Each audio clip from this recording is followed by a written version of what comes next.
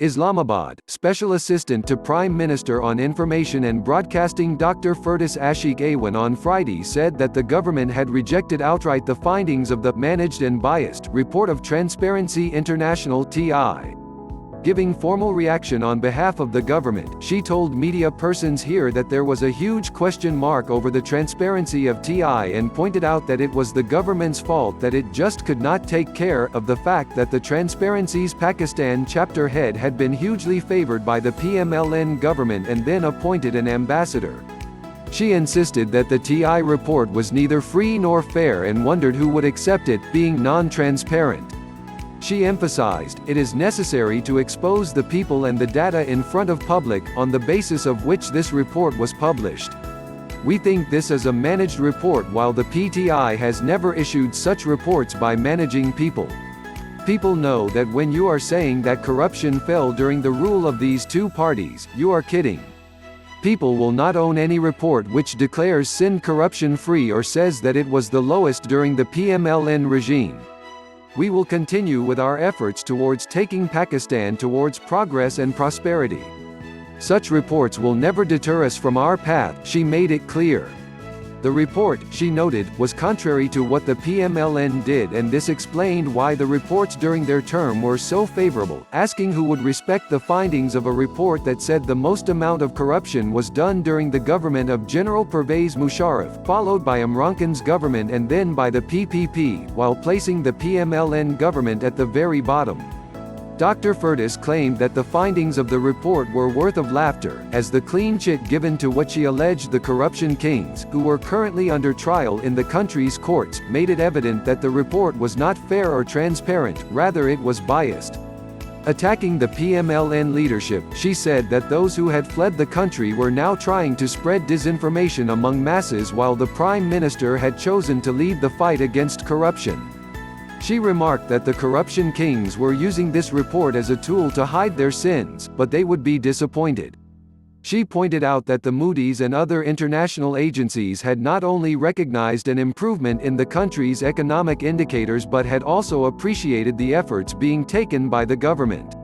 The special assistant maintained that Prime Minister Imran Khan had the resolve to fulfilling the mandate given to him by the people, saying, "We will keep on working to provide the people a country free of corruption." Referring to the Prime Minister's trip to Davos, where he attended the World Economic Forum (WEF), Dr. Firdous said the Prime Minister's meetings with global leaders and various firms and their interest to invest in the country showed that the world had decided to walk shoulder to shoulder with Pakistan. The world recognized, she claimed, the credibility of the government and insisted that such reports would not succeed in misleading the world, noting that one thing that should be taken away from the index was that the money recovered during the past 1 year was more than that recovered during the past 10 years. Dr. Firdous emphasized that instead of highlighting the report, the corruption kings should inform the people about Nawaz Sharif's platelets count. She quipped how our Dr. Adnan Khan used to inform us about Nawaz Sharif's platelet count every 2 hours. Now, when they are in a country with the best and latest healthcare facilities, there is deafening silence, she noted, and asserted that the government had the masses mandate and would continue with the accountability process.